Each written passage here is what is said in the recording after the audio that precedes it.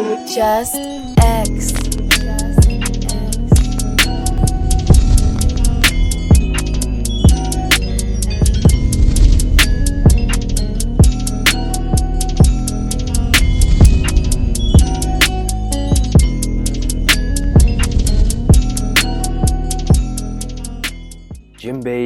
Jinbei. You know what? Here's what I want you to do, man.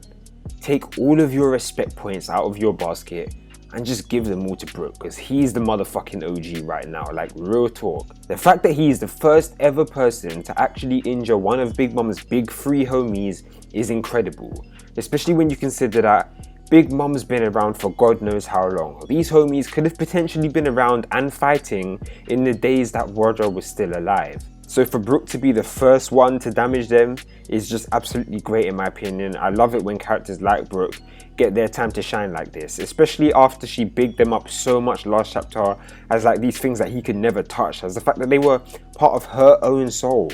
Like, you could see it as him actually damaging her in a sense, because they're her soul. Like, it's insane. It's absolutely insane. MVP to Brook right now. But the celebration couldn't last long because shit got really dark really quick. Big Mom is a fucking savage. Like, she legit gives zero fucks about anything. She just wants a bloodbath. Like, calling it a red wedding would be an understatement. This shit is literally going to be a complete and utter bloodbath. I really do hope that Judge knows what he's getting into, because it would be really hyped to see him plan a counter-attack for something of this magnitude. Could you imagine her putting all of these guns on him and all the Minsmokes, but then they've got like a bunch of soldiers behind them pulling guns on them? Like, that would be so fucking sick.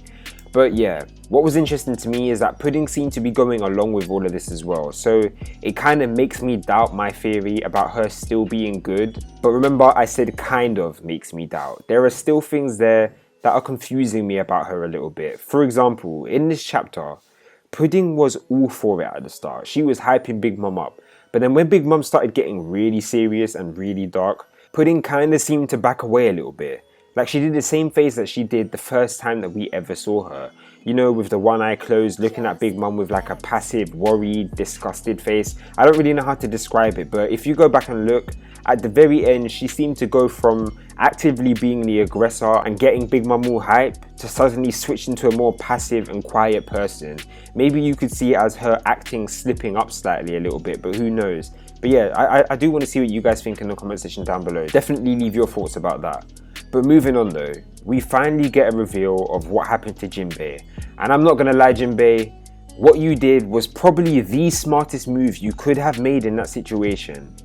But I don't think I'm happy with that outcome. Like it really feels like he just pussied out of everything. Like, this dude legit got scared and backed down.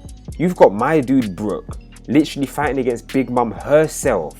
You got Pedro, who took his damn eye out and lost 50 years of his life, yet he's still back in the very same place that all happened to him, fighting for the crew.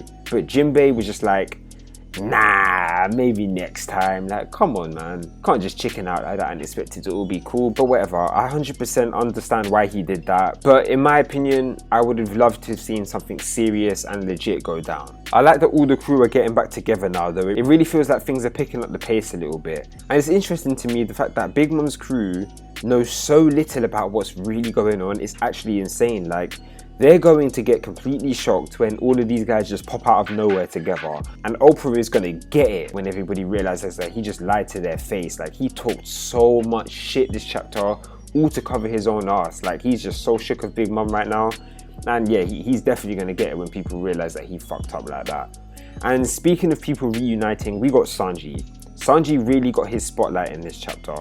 Bobbins stupidly tried to eat the food that Sanji is meant to be given to Luffy, and Sanji kicked the living shit out of him. Like, bruh, that panel was so dope. But I do really hate the fact that people are like, oh, Bobbins got one shot, Bobbins got one shot, because he didn't. He really didn't.